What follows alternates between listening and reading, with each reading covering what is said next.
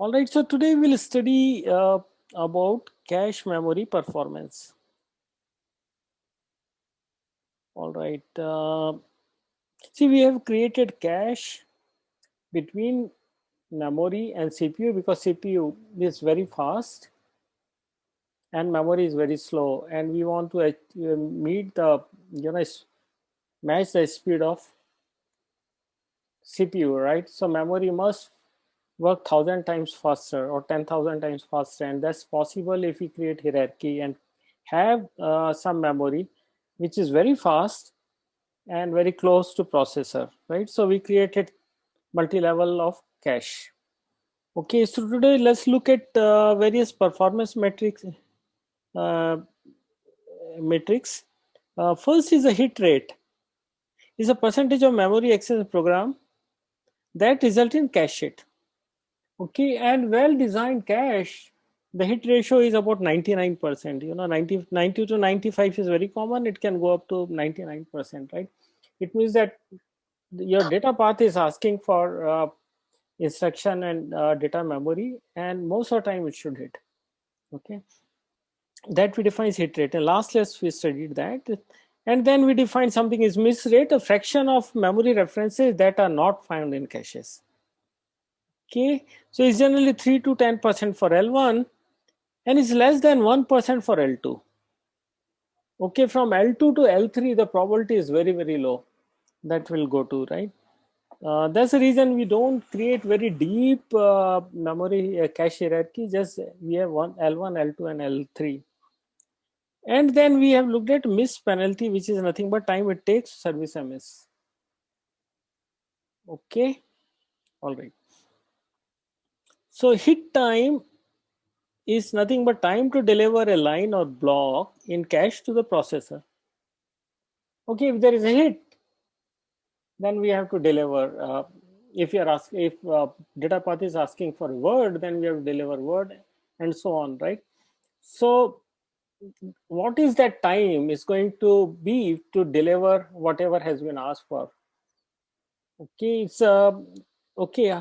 Basically, it will include, you know, something that is there in the cache or not. That's first thing. That's, for example, tag matching, etc. Because in case there is associativity. And second thing is that actual time to read the word and transfer it. Okay, all right. So it has to be very fast, otherwise hit time has to be very less, otherwise it will impact the cycle time of processor. So generally it is in nanosecond, which is approximately 1/4 of cycle. It has to be less than cycle time. All right, so in order to do that, we have to design first level of memory, there's L1 memory, that works at very fast pace. Now let's look at kind of misses the cache will have and what is the reason for those misses. First is cold miss. Okay, in the beginning cache is empty. Okay, and then as processor demands words, it's brought in from main memory. So there are in the beginning, whatever data path is asking for is not there in the cache. So those are the compulsory misses, right? It happens whenever program starts. Okay. So cold misses, yeah,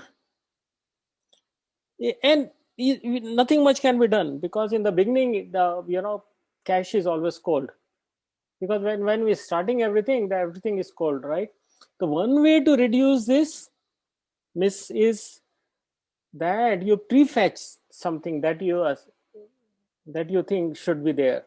Okay, you make a guess and then bring something in. For example, instruction, we are starting for first instruction, then brings certain number of instruction to I cache. Similarly, some data cache can be filled with some understanding what should be there, right? So that is one way. Okay, and nothing much can be done, but we see later that once programs start execution, the fraction of time, overall fraction among the all the misses, compulsory misses are very tiny fraction, so we can, most of the time we can ignore it. Second is capacity misses, that a program usually refers to certain location, and the cache does not have those frequently referred locations, right? We call this as working set. You'll study this more in when you study OS. When the set of active cache blocks, okay, uh, so the active blocks which are needed is larger than something that is in the cache. Okay, so it means that a program needs large number of blocks, but cache is very small, it cannot hold them, and then because of the capacity of the cache, these misses happen. And one solution for this is increase the cache size. And third is the collision misses and conflict and collision misses that we have seen in case of directly mapped cache, because number of blocks in main memory or lower level cache maps to one higher level, right? Suppose this is L1, this is L2, say L3, and suppose this is main memory. Okay, then we know that L1 is a subset of okay, L2, and so on. So number of blocks here, say for example, let's assume 4 blocks will map to one block here. Okay, and then is a memory, that if the references are happening between these 4 blocks, first reference happen this one, second into the second block, third in third reference, and fourth reference happen in fourth block, then this first this will be brought in, and when reference to a second, this will be thrown out and second will brought in. And so because of that, there is a conflict. Okay, what should be brought in, or we can call it collision, and that causes misses, right? Because when we have brought in L1, there's when we brought in first block, there's a reference for second block, then this will be thrown out and some second will brought in, and this will happen continuously, like 0808 we have seen previously, right? So one solution of this is increase the cache size, and second is increase associativity. Any question?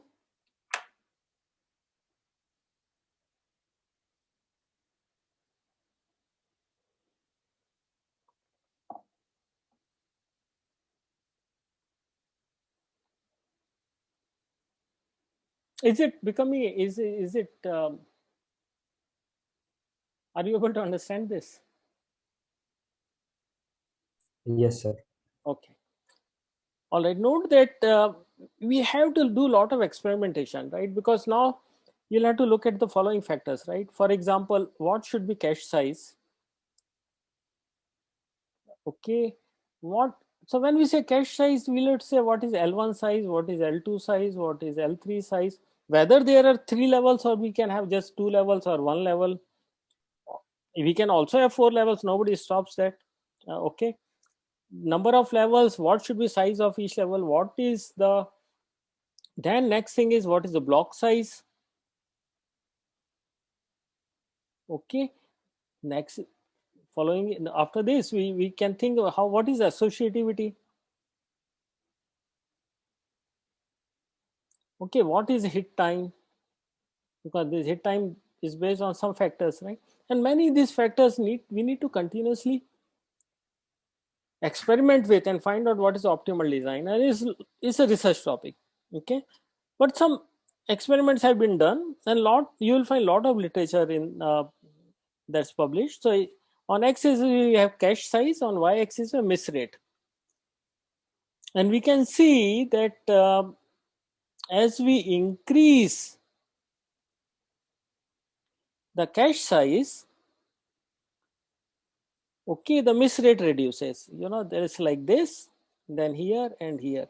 This is for fully associative cache. Okay, this is very obvious. If you increase cache size, then probability that you will find something there is higher, right? But you can see that as we increase associativity, direct has associativity 1 and full has whatever 8-way or whatever. So we can see that this is direct, and at the bottom we have yellow color curve. Okay, so we can see that as we increase associativity, then there is also decrease in miss rate. Okay, so miss rate reduces with increase in associativity up to certain level. For example, up to, for yellow curve, that's full associativity. Okay, okay, we can see that for cache of say 256K, or for example, or little higher than that, 1 MB cache, even if you increase the associativity from, this is for direct and the bottom one is for fully associative, it does not make much difference, right? So we, and while we can see that in general for smaller size cache, okay, for example 256K size cache, there's huge difference between um, direct, miss time between direct cache, there's one way associative versus fully associative. Okay, all right, so for a given fixed size cache, in general increasing associativity helps in reducing miss rate. However, if you continuously increase associativity, it the benefits are not there after some time.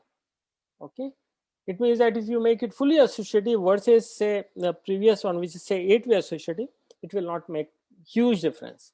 So somewhere or other we need to optimize the performance. Okay, any question?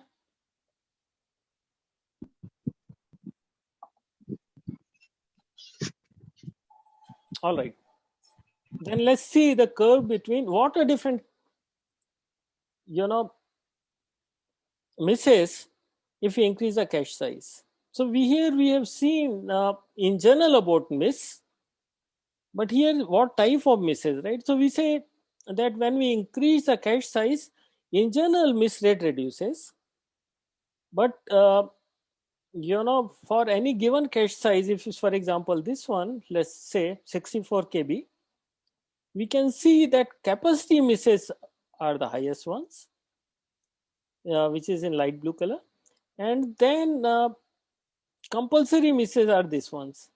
It's comparatively smaller. I'm sorry, conflict misses are this one in dark blue, and compulsory misses are not visible. It's so small. All right. So we can again look at what is the impact of cache size when we increase the cache size on different type of miss rate for a given block size. Okay. All right. So we can do this kind of experimentation, can find out what is optimal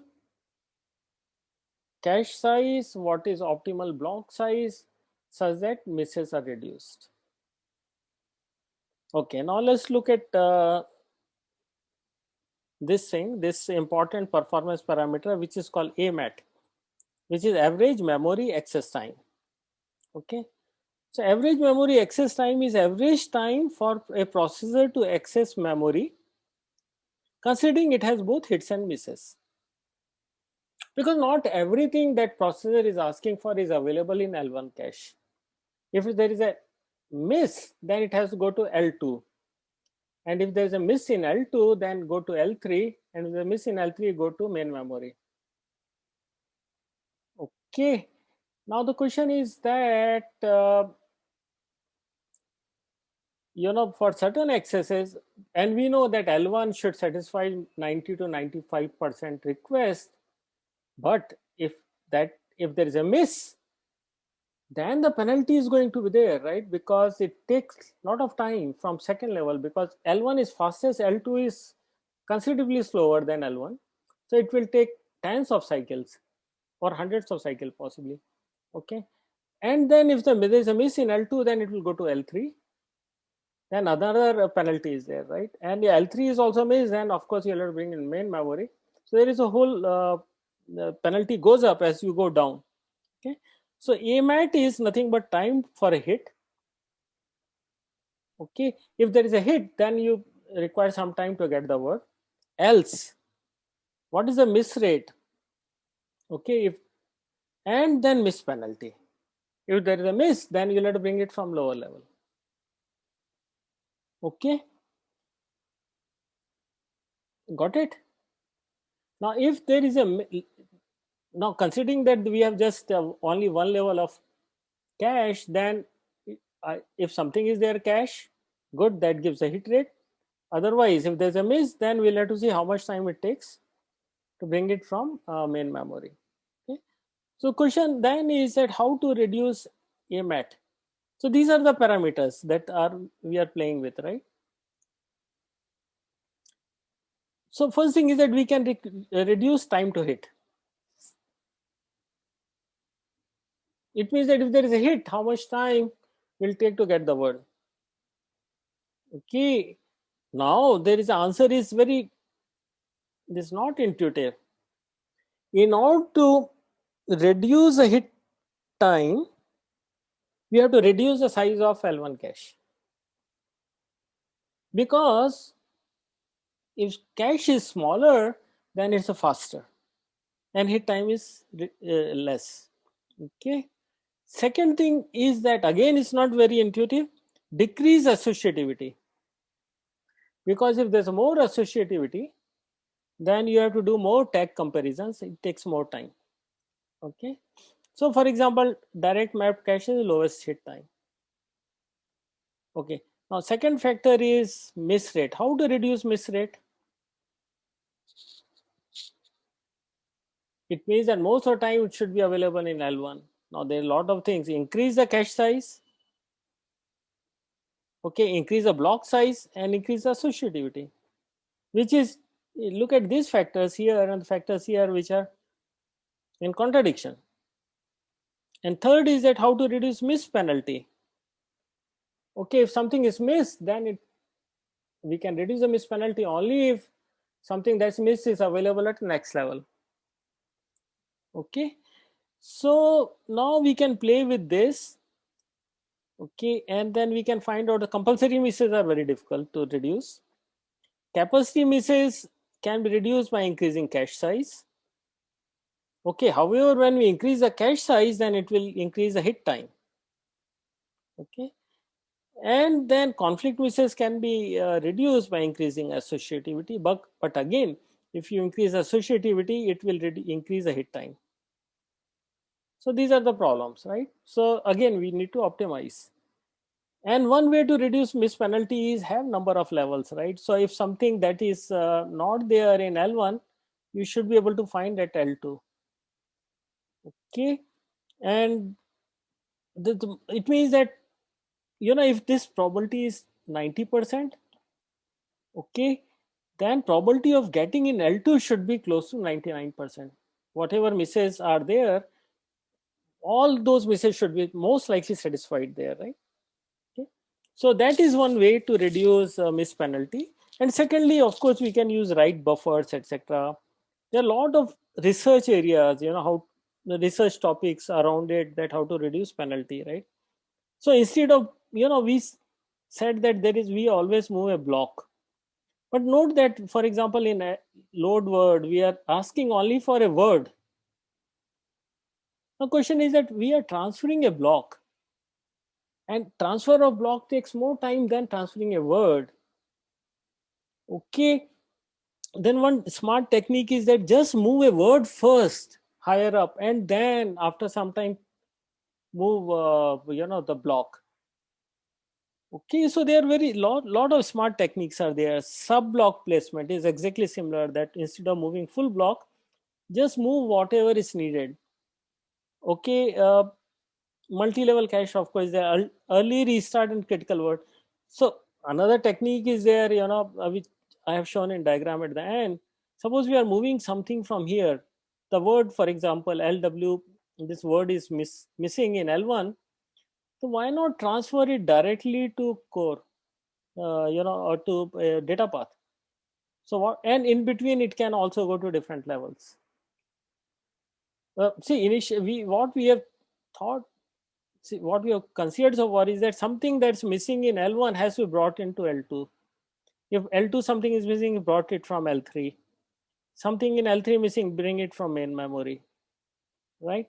Suppose something is, we are reading a word from main memory, there's a request of LW. That word, why we can't send it directly to data path? And at the same time, it can also go to different levels of cache. This is one smart technique, but it increases the complexity. Okay. Then question is that is it really should be done or not? Totally depends on architecture and design. Okay. So let's take one simple example. Okay. Before that, any question?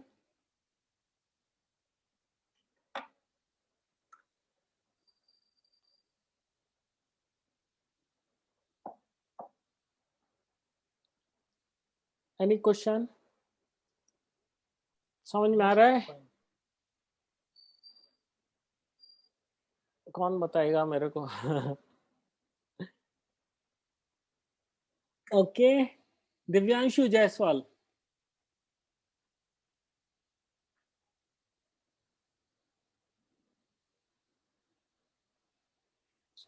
Divyanshu Jaiswal are there? Yes sir. बताइए समझ में आया अभी तक का? Yes sir. बताइए थोड़ा मेरे को क्या समझ में आया? सर अभी तक आपने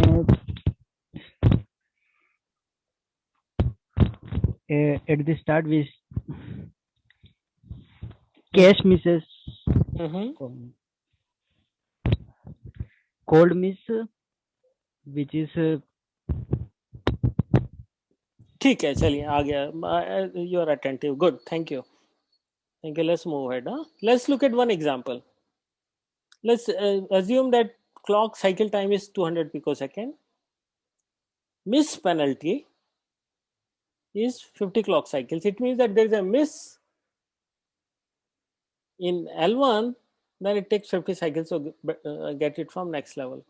Okay. Miss rate is 0.02. It means that 0.02 misses per instruction is there, right?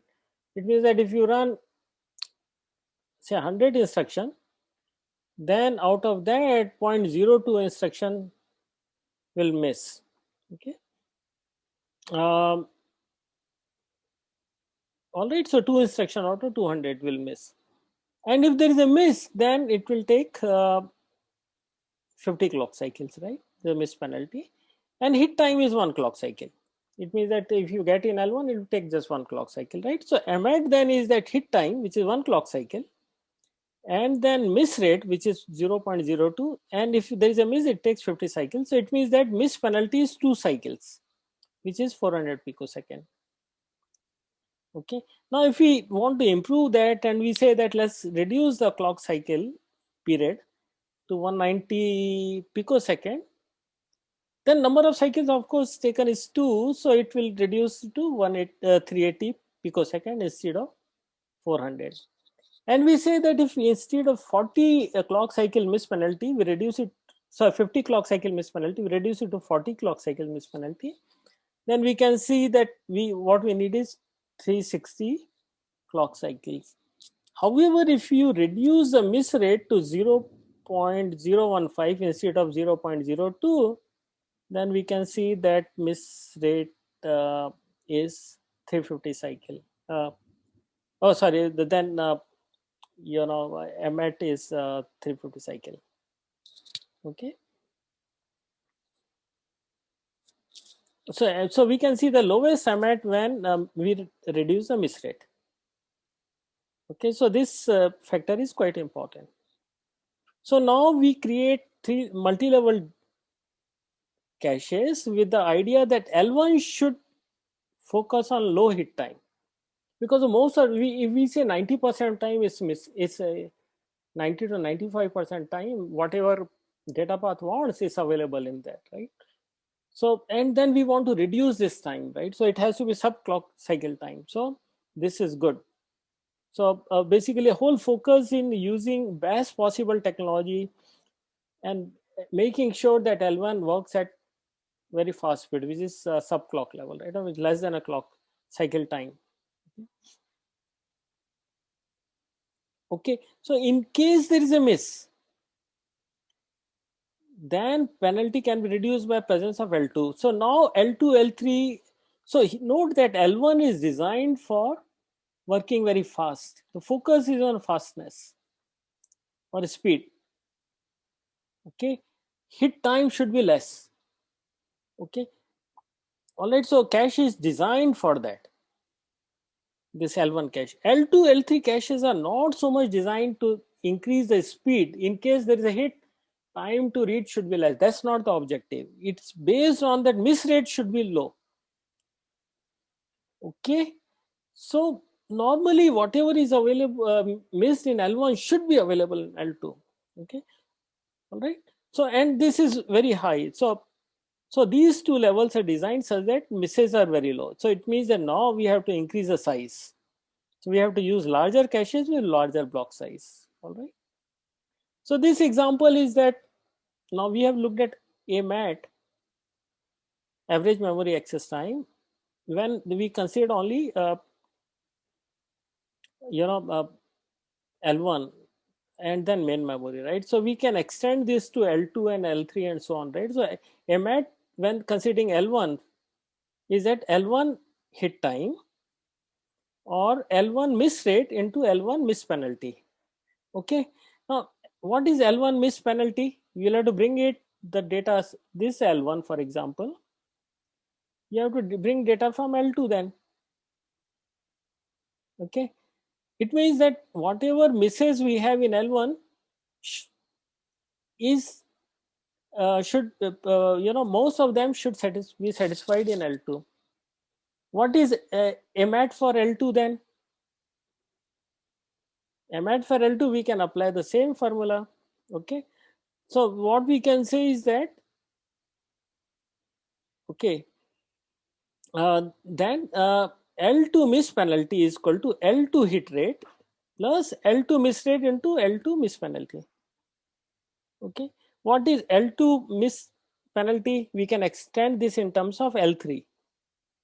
Okay, so we can say L3 hit rate plus L3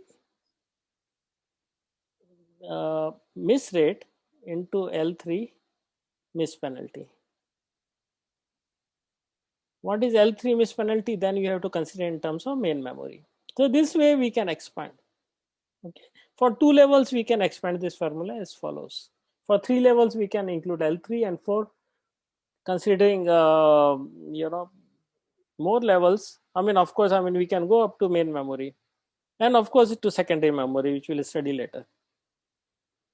Okay, so now if you're a designer of cache, you'll have to look at these 3 angles, right, which is very critical: block size, associativity and cache size, and play with that, right? You will get some kinds of curves, and then you'll have to see what is really needed for your design or your process, right? So the following factors are important: cache size, block size, associativity.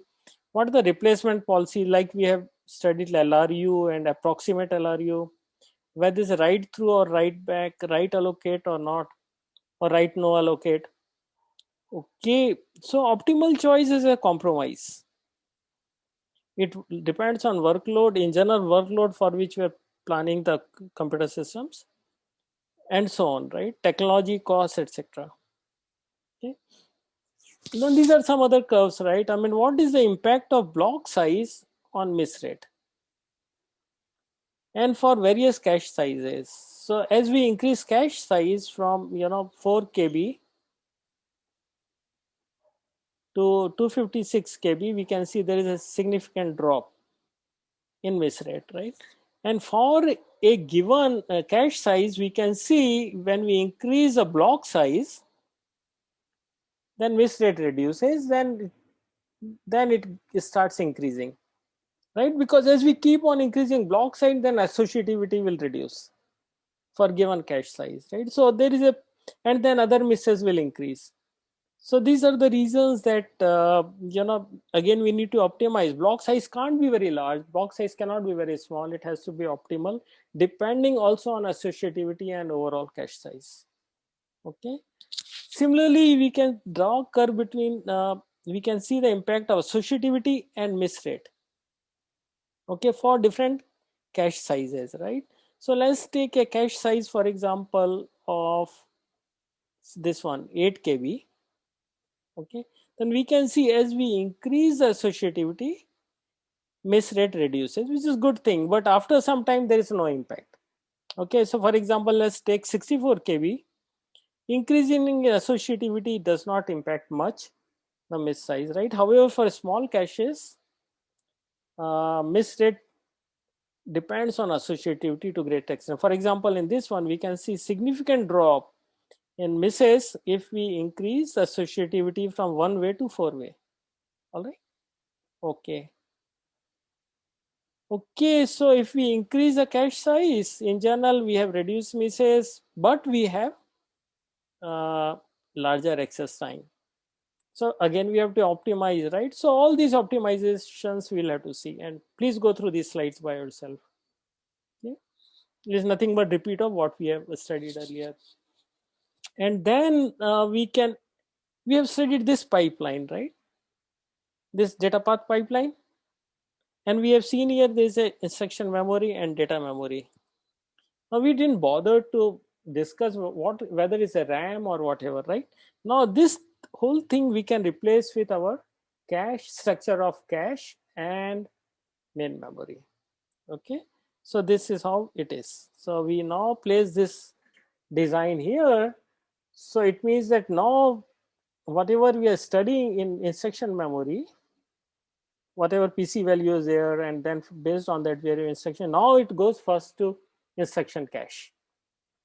If there is a hit, we read it from there. Otherwise, it go to next level instruction cache, a next level cache, and so on, right? Similarly, data cache, data memory, we can reduce it by this. You can replace it by this structure, which consists of caches and main memory. All right, any question?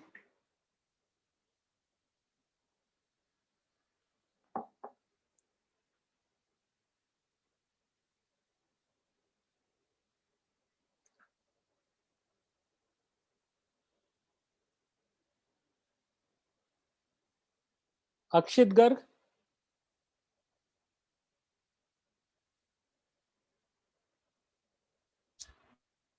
Yes, sir. Are you able to understand what is being taught? Yes, sir.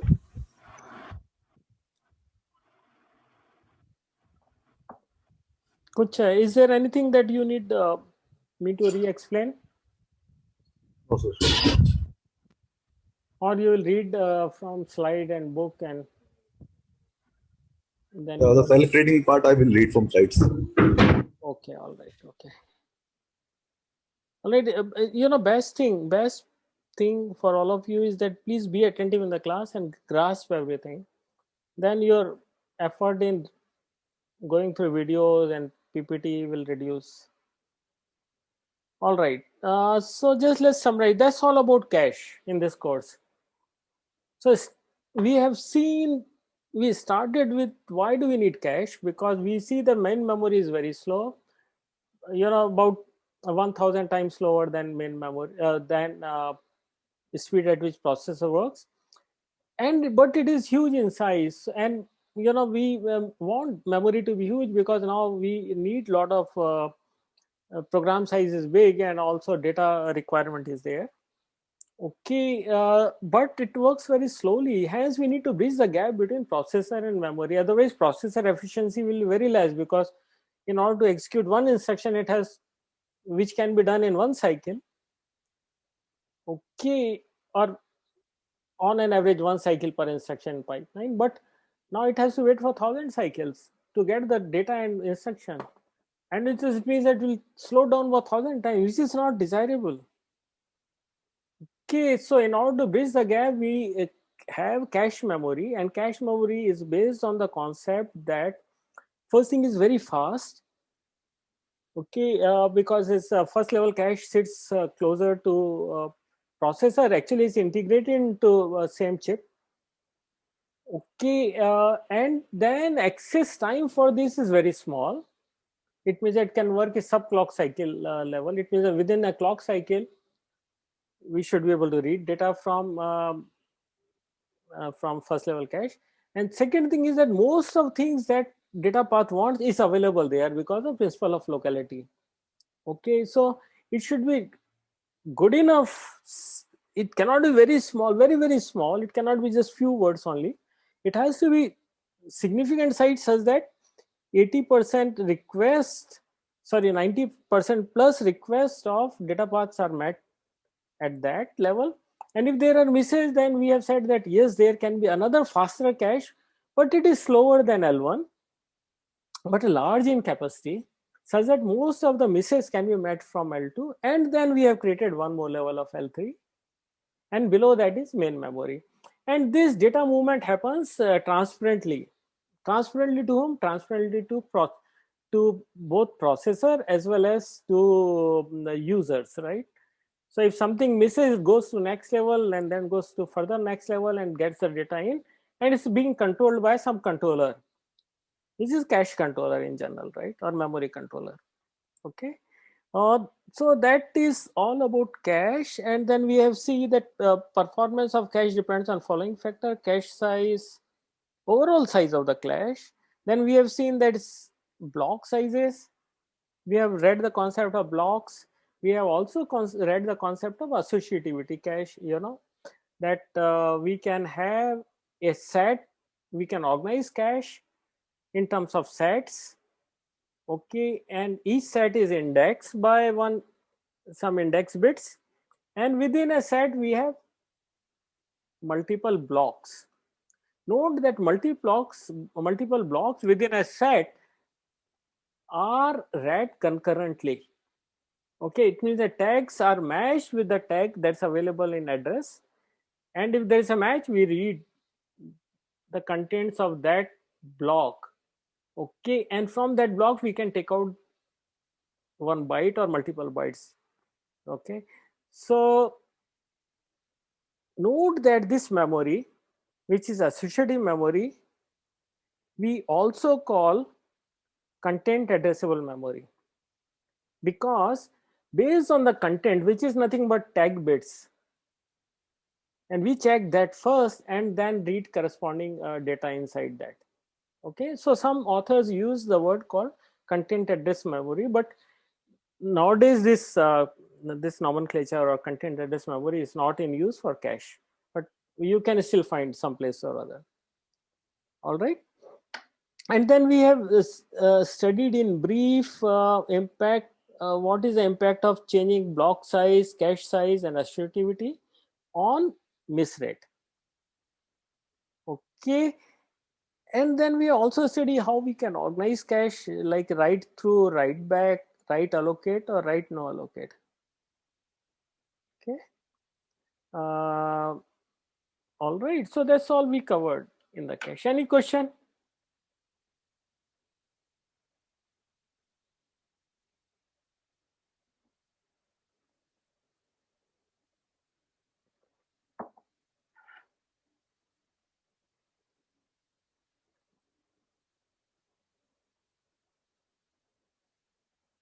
Any question?